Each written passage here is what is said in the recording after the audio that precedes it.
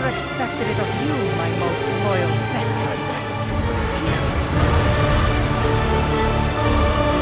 Studied it, Minion. But you do not know it like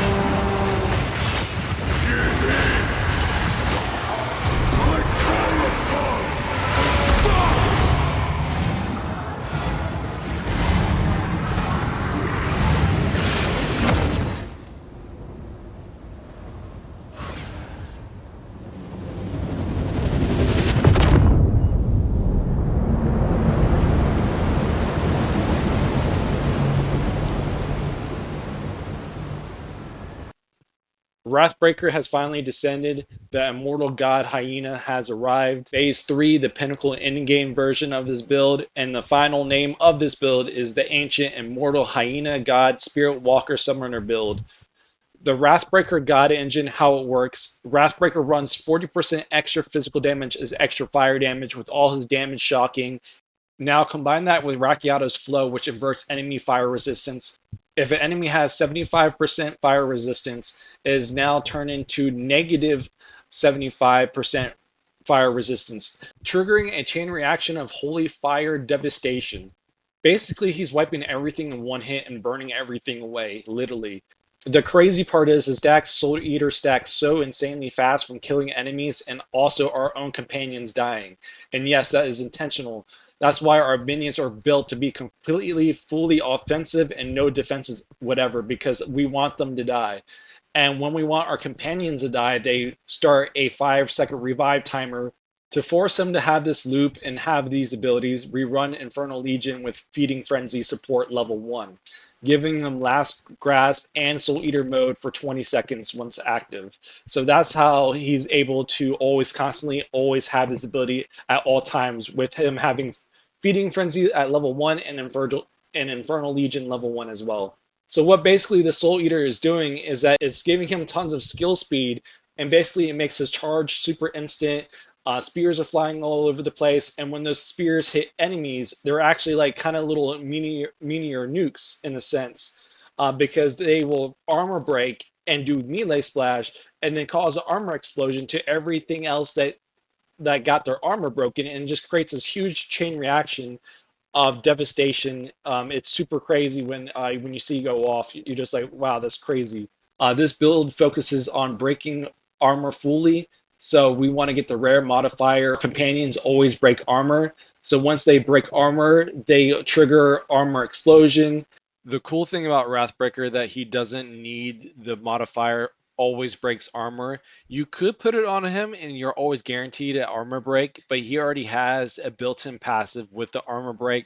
So it takes about 1 or 2 hits for him to fully break the armor, but it'll be good enough there. Wrathbreaker does a melee attack. He breaks the armor. The melee splash effect happens. And then after the melee splash effect happens, the armor explode triggers. And because the armor splash breaks the armor full on all targets. And also, when you hit multiple targets with the melee splash, hitting a big mob pack of like 10 mobs will create a chain reaction explosion with armor explode. So basically, instantly deleting packs in one go. So that's really cool with this whole interaction as followed. And on top of that, our other minions that do not have armor break instead run exploit weakness, which fully consumes fully broken armor effects on enemy mobs to deal 40% more damage. So basically what's happening is that our minions are consuming that fully broken armor, and once they consume that broken armor, then Wrathbreaker gets to apply the armor breaker effect again, causing an armor explosion again.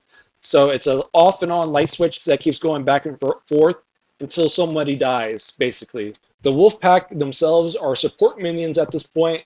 They give impale stacks, they give a permanent 20% physical damage taken debuff, 200% life and energy shield recoup, which combos with our unique chest piece. When our wolf companions die, they give us a 3 maximum abyss modifiers on death. And remember, we have 8 wolves, so it makes these effects and abilities more potent and effective. In the passive skill tree, this is more a better visual indicator, showing it within the game, so it makes it a lot more easier so that you guys can just see it how it looks while you're in the game. First, we're going to talk about the Colbert weapon. I have 3 sockets in this weapon. Once I get at least 150 divines, I'm going to swap this out for a +4 to all minions. So I will be doing that. But what I want you guys to pay attention is the corrupted modifier has increased physical damage. That's how you're going to really push the attack physical damage with this weapon, is you want to get one that's corrupted that has those values, what has increased physical damage, increase from the corruption roll.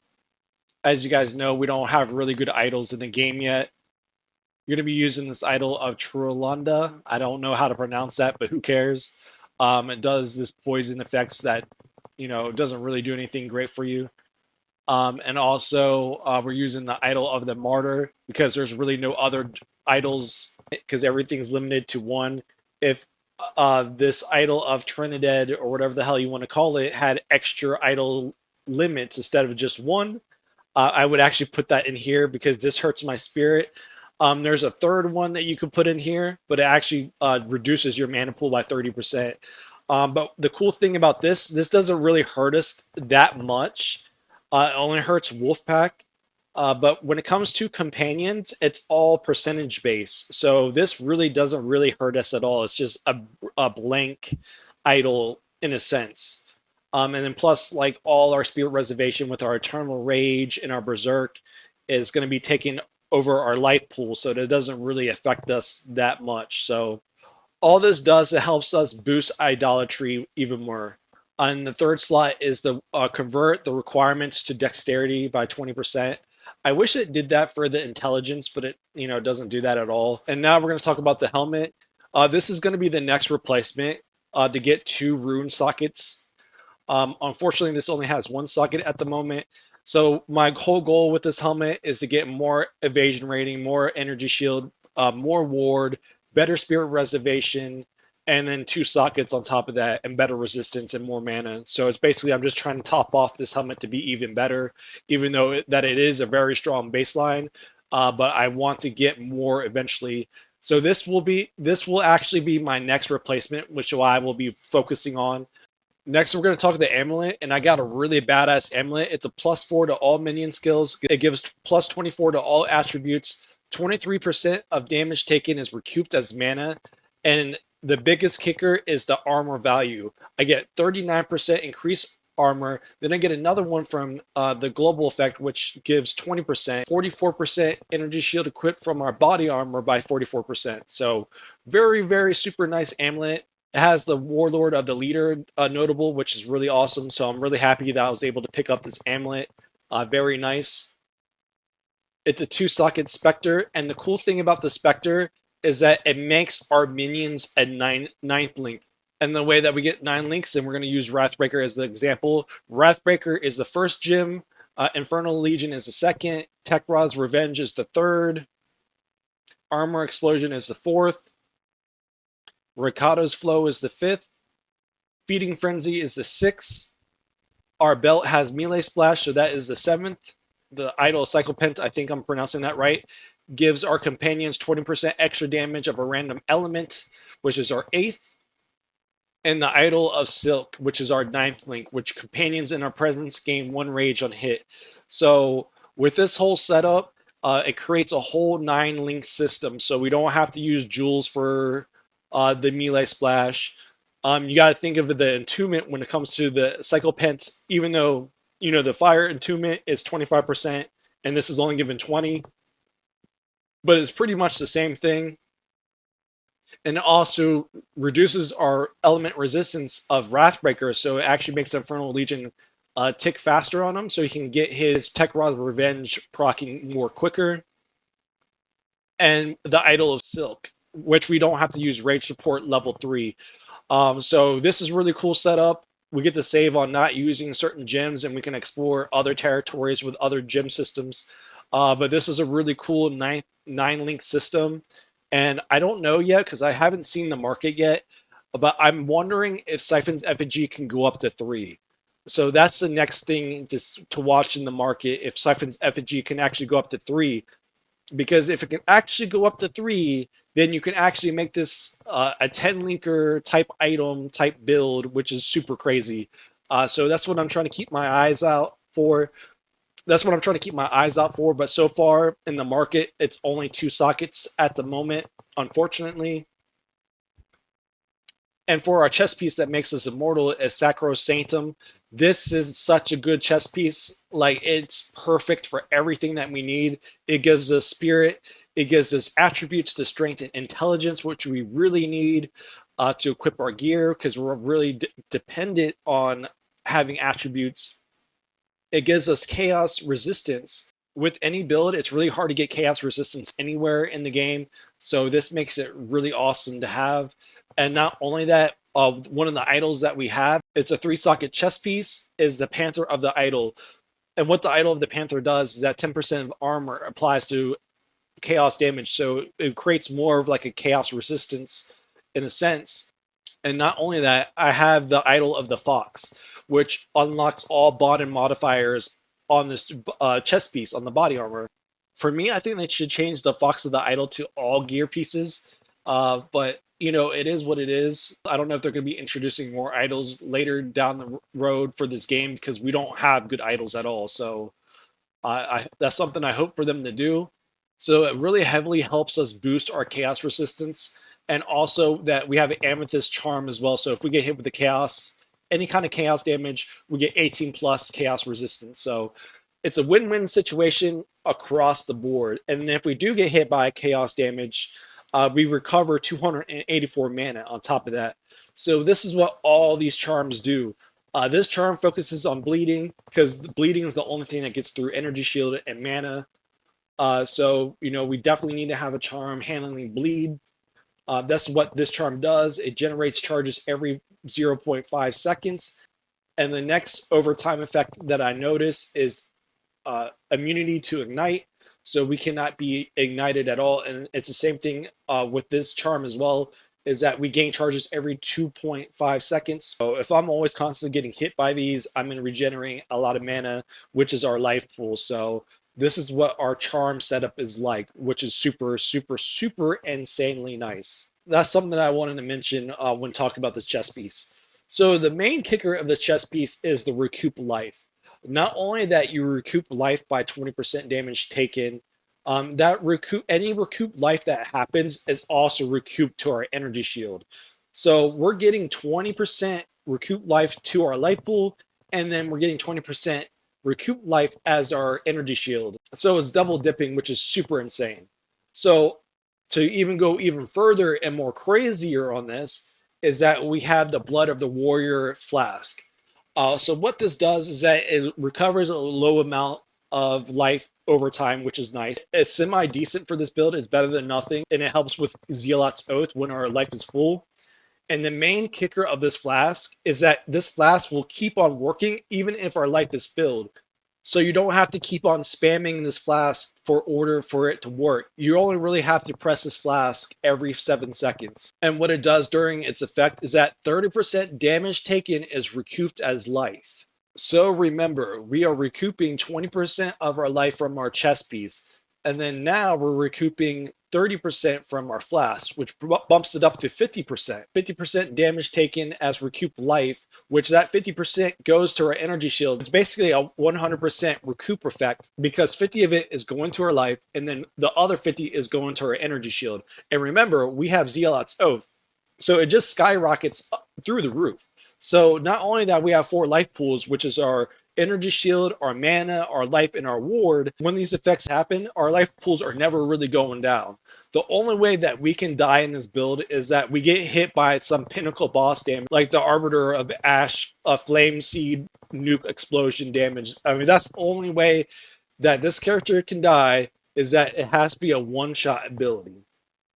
But even if it's a one-shot ability, all that damage gets negated to the loyalty support gems that we have for all our minions. So there's a total of 8 loyalty gems.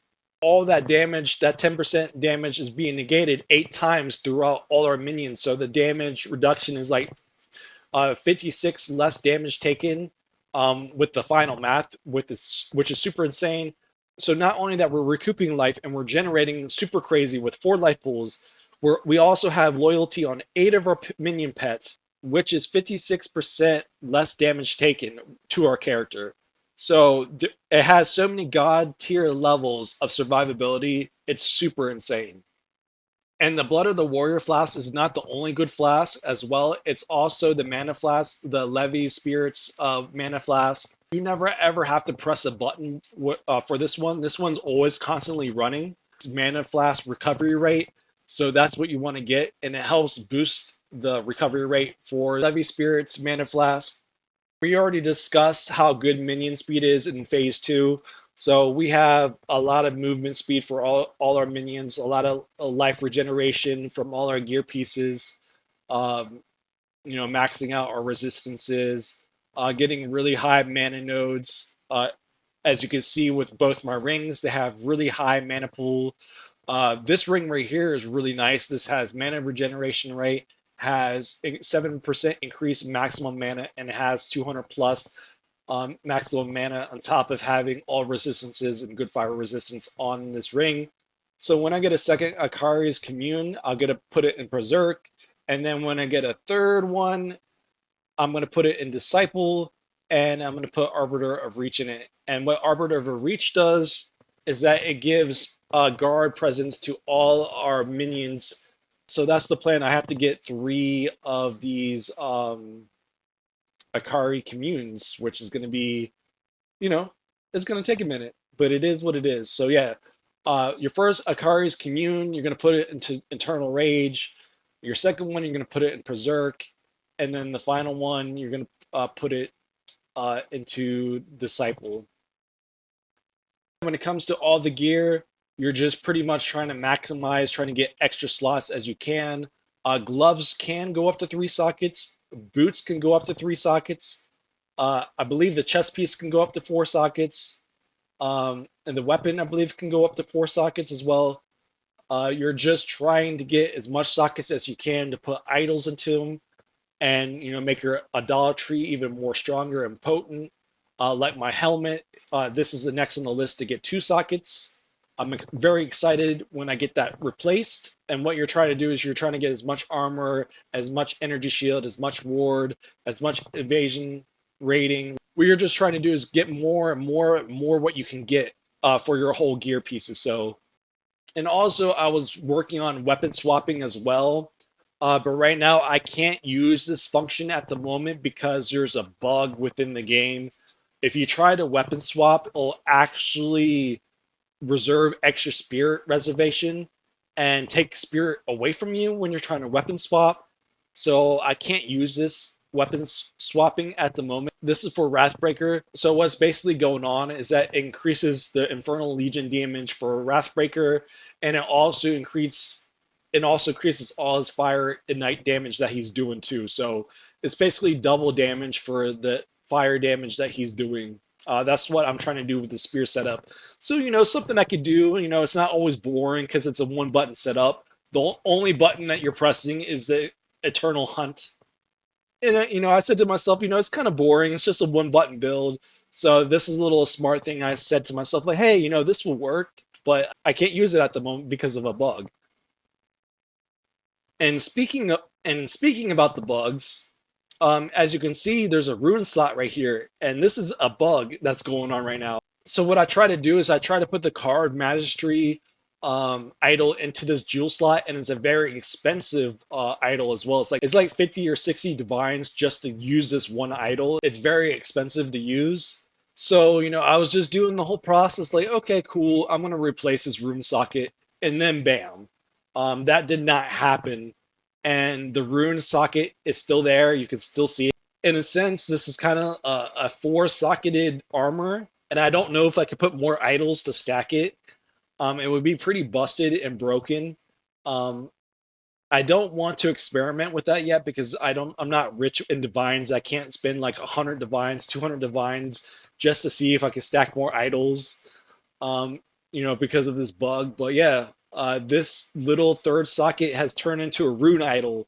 It's a rune and an idol, and it's actually hurting me because I'm getting -4 resistances because I have that rune in my gear slot, which sucks. Which I'm not really happy and fond about. Like, actually, I could probably show you in the character sheet. I still have to cap my resistances. That's something I'm working on. If I take it out, you'll see it'll actually go up. And if I put it back in, it goes down. So yeah, it's a 4-socketed chest piece. There's nothing I can do about it. So in hindsight, it's like a mirror tier item because it has multiple sockets in it. It's a 4-socket chest piece at the moment in a weird way. But yeah, I already reported the bug, and I hope Grinding Gear Games fix my chest piece. They still have done nothing to fix my chest piece, so I'm kind of screwed at the moment. So I hope that does get addressed. But when I have like 200 divines, I'm so going to try bugging out this chest piece. If I could actually stack more idols on top of this chest piece to make it like a 6 socket, a 7 socket, an 8 socket. You know, the sky is the limit, right? So I want to see how far this bug can go. But right now, I'm not rich enough to try it, so I will wait later when I have the currency to do it. And the last part is the passive skill tree and explain what I've done to it. We already went over the jewel pieces. You want to focus on life regeneration, maximum range, and minion life. And also, you know, later down the road, when you have like 500 divines for voices, you want to add voices to this build and add more of those jewels sockets as you can. For a lot of people, they know the original design. Before, we would take all hard points up to the Lord of Horrors, and also we would take a lot of hard points up to Eldritch Battery because it was going to be a full Eldritch Battery character. I said to myself, let's do something different and reduce all that and make the build a lot more better. And that's why we have 4 life pools, because we have the Zealot's Oath, we have the energy shield, we have the mana, we have the life, and we have the ward. And we have all these life regeneration nodes on the tree. Licking wounds is really good because we have so many minions in our presence. So we have like a 40% life regeneration rate with life and mana, which is great. We have a Profane Commander, which increases our presence and our spirit total. Over here, we have From the Nothing. And what From the Nothing does is that it has allocated ritual cadence, giving us Relentless Fallen to increase our minions' movement speed and attack speed. Gravedigger, which makes our minions revive faster, and also when they revive, we get 2% of maximum life returned back to us, which is great. And also Necrotic Flesh, which increases their life, which increases their maximum life because they need as much life as they can. Because even though I do like them dying, but I don't want them to die like immediately all the time. We already went over Bond of the Cat, Bond of the Wolf, and this whole layer with Iron Reflexes. The reason why we have Iron Reflexes is to have more choices when it comes to the market. And as you guys know in phase 2, that we have to do all these attribute notables here for placeholders because our attributes are not really good in the very early game. And when you get to the end game, the pinnacle end game point of the game, you'll be able to finally remove all this. So you're seeing that all that has been removed. And just a very nice clean tree all the way up, getting Commanding Rage, getting among the Horde. And also what's saving us points is our Mega Maniac Jewel, which is allocating Lord of the Flesh and Tech Flesh. It's saving us points from getting the Lord of Horrors. The whole goal with the Mega Maniac Jewel is to allocate Lord of Horrors and also these 2 recoup notables here. So I already got one of them, which is Tox Flesh. 20% of physical damage is recoup as life, and as you know, that's also 20% recoup life as energy shield. So we're having 40% recoup life to our. So we're basically having 20% recoup life to our life pool and our energy shield, which is nice. And Loose Flesh, 20% of elemental damage is recoup as life, and as you guys know, that will also be 20% recoup life as energy shield because of our unique chest piece.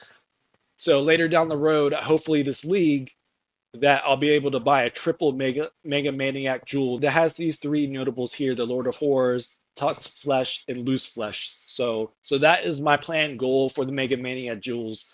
But since the Mega Maniac Jewel is so expensive, like super expensive, like the lowest one that you're looking at is 120 divines just for the Lord of Horrors notable alone. So I created a huge trade list just for this Mega Maniac Jewel.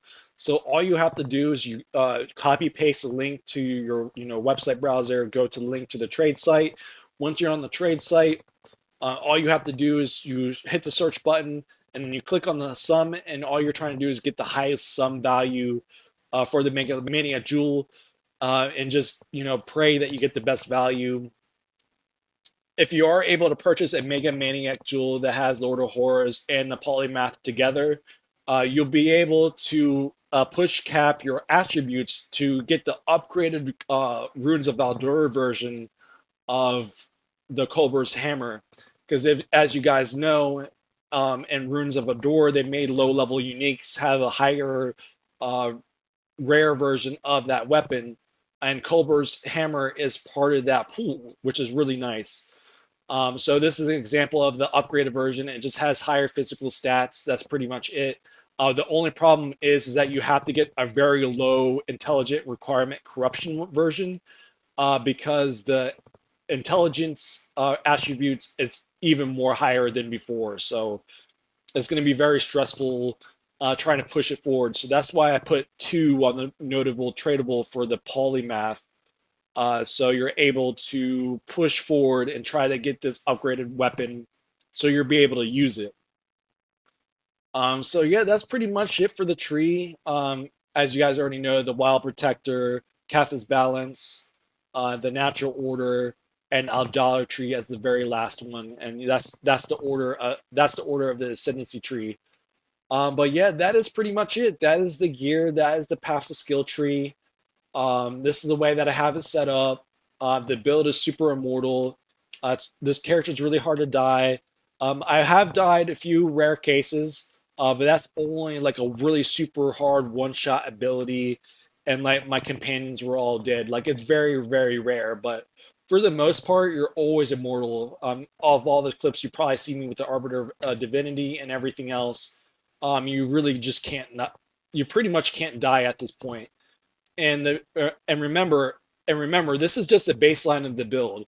Once you start getting rich in currency and you're farming divines and you get really good at making a lot of money and you're able to buy like near tier gear for this build, the build just keeps going higher and higher and higher and higher and higher.